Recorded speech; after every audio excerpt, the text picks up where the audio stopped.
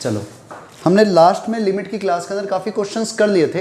अब कुछ लिमिट की प्रॉपर्टीज़ की बात करते हैं। हेडिंग डाल दो आप, अलजेब्रा ऑफ लिमिट्स।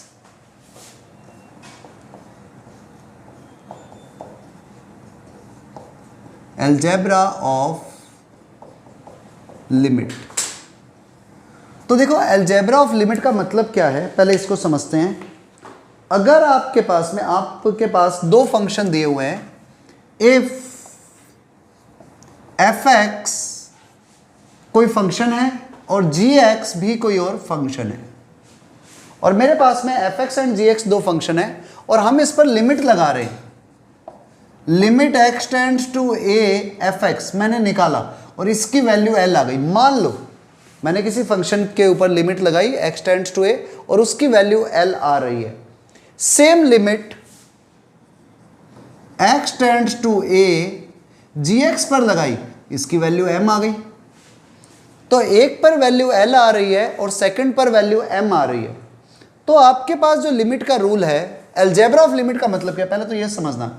अलजेब्रा का मतलब हो गया प्लस करो, मल्टीप्लाई करो, माइनस करो, डिवाइड करो, पावर्स लो, ये सब अलजेब्रा है।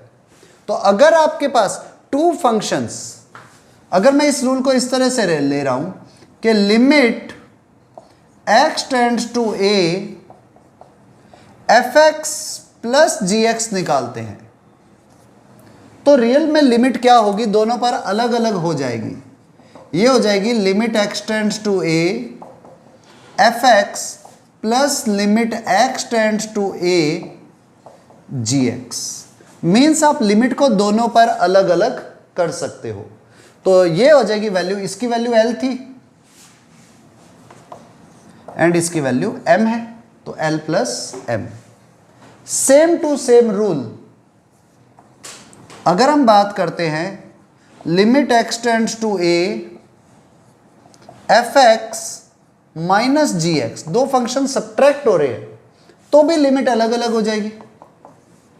Limit x tends to A F x minus limit x tends to A ji X, और आप इसको लिख सकते हो एल माइनस एम। मीन्स अगर दोनों फंक्शन ऐड हो रहे हैं तो लिमिट अलग अलग कर दो, दो फंक्शन सब्ट्रैक्ट हो रहे हैं तो भी लिमिट अलग अलग कर सकते हो। थर्ड रूल है limit x tends to A F X multiplied by G X हो जाए।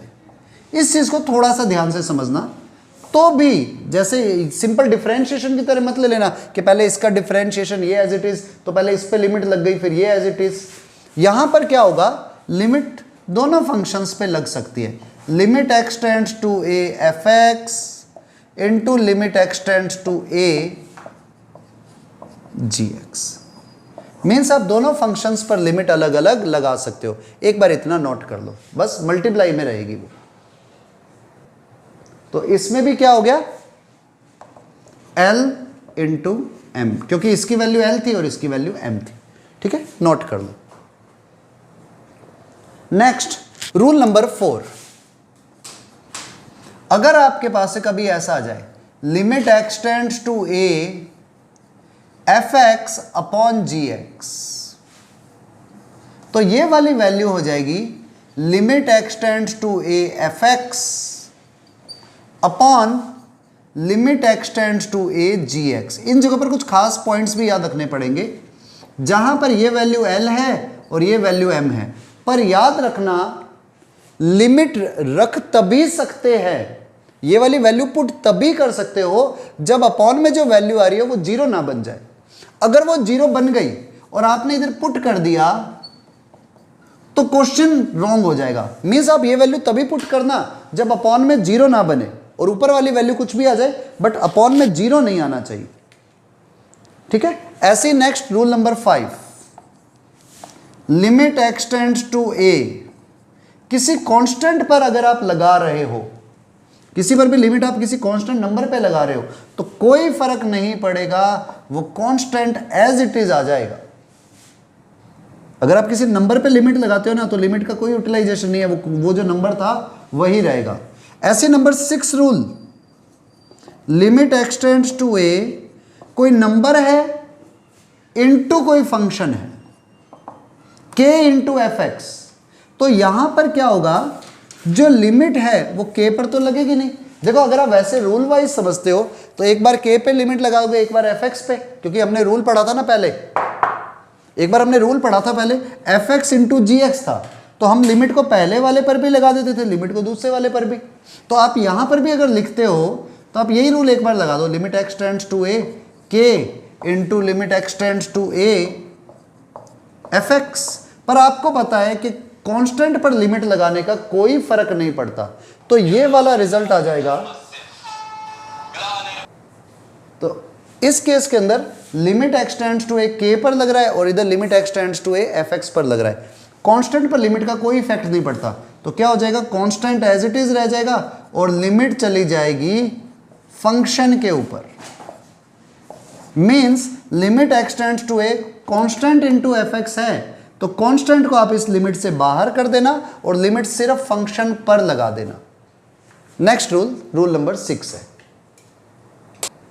Next rule number 7, seventh rule है, अगर आपके पास में लिमिट एक्स टेंड्स टू ए, आप ले रहे हो एक फंक्शन की power another function F x की पावर जी एक्स, तो होगा क्या, ये लिमिट दोनों पर अलग अलग लग जाएगी। Limit x tends to A function पे भी लगेगी और limit x tends to A ji X पर भी लगेगी। मींस बेस वाले फंक्शन पर भी और ऊपर वाले पावर वाले फंक्शन पर भी लगेगी। आप इसको लिख सकते हो l की पावर m, क्योंकि इसकी वैल्यू l थी और इसकी वैल्यू m थी, तो it is equal to l की पावर m। ऐसे ही नंबर 8, कभी आप किसी फंक्शन की लिमिट ले रहे हो x टेंड्स टू a, लेकिन वो फंक्शन मॉड में है, मॉडुलस के अंदर है, तो कुछ नहीं होगा, लिमिट अंदर चली जाएगी। Limit x tends to a F X का मोड हो जाएगी, limit x tends to A F X का मोड हो जाएगी, यानी कि मोड एल। तो बड़े सिंपल से रूल है। ऐसे rule number 9, limit x tends to A F of ji X, function के अंदर फंक्शन है, मींस कंपोजिशन ऑफ फंक्शन है, आप उस पर लिमिट लगा रहे हो, तो रियल में क्या होगा, फंक्शन के अंदर जी एक्स है, तो आप इस लिमिट को ऐसे लगाओगे, ये लिमिट चलेगी, limit function as it is रहेगा, लिमिट अंदर चली जाएगी। अब इस gx के ऊपर लिमिट लगने पर इसकी वैल्यू m थी, तो it is equal to f of m।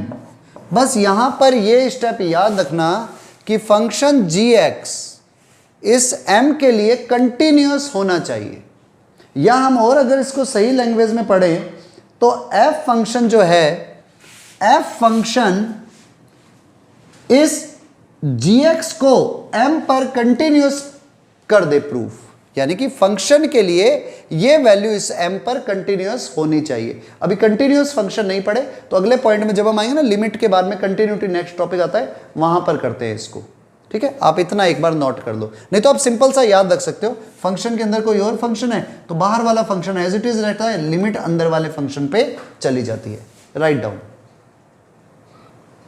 Next rule number 10, अगर लॉग के अंदर हम लिमिट ले रहे हैं, limit x tends to A log F X. अब देखो लॉग के अंदर फंक्शन है तो कोई फर्क नहीं पड़ता, लॉग के अंदर फंक्शन है ना, आप लॉग पर मत लगाओ लिमिट, आप अंदर फंक्शन पे लगा दो, लॉग पड़ा रहने दो, लिमिट ले जाओ अंदर, limit x tends to A F X, तो ये हो गया लॉग ऑफ एल। मीन्स हमने लिमिट जो लगाई है वो हमने फंक्शन पे लगाई है। ऐसे ही 11th, ये उसी रूल से ही आ रहे हैं जो f of ji x, limit x tends to a e की पावर एफ एक्स, ई की पावर एफ एक्स, तो कुछ नहीं होगा, ई की पावर लिमिट पावर में चली जाएगी, क्योंकि ई तो एक नंबर है, तो हुआ क्या, ई की पावर एल। नेक्स्ट रूल, हाँ बड़ा इंपॉर्टेंट रूल है, नंबर 12, अगर कभी आप किसी पर लिमिट लगा रहे हो, limit x tends to A F x, if limit x tends to A F x या तो इन्फिनिटी की तरफ जा रहा हो या फिर और limit x tends to A F x minus के इन्फिनिटी की तरफ जा रहा हो। अब ये इन्फिनिटी के इक्वल नहीं होता, क्योंकि अगर आप भाई बेसिक क्लास अटेंड करोगे तो उसमें मैंने एक रूल बताया, इन्फिनिटी नाम की कोई चीज़ होती ही नहीं है। तो यहाँ पर हमारे पास में जो इन्फिनिटी या माइनस इन्फिनिटी आया, आप अगर कभी भी 1/fx लेते हो और इस पर लिमिट ले लेते हो, इन दोनों केसेस के लिए बात हो रही है, तो इसकी वैल्यू 0 की तरफ जाएगी। मतलब इसको इक्वल टू 0 बोल देते हैं, क्योंकि लिमिट का मीनिंग ही होता है। तो इसलिए ये 0 की तरफ जा रही है रियलिटी में, जिसको हम 0 लिख देते हैं कि limit x tends to a f x equal to 0। Note कर लो।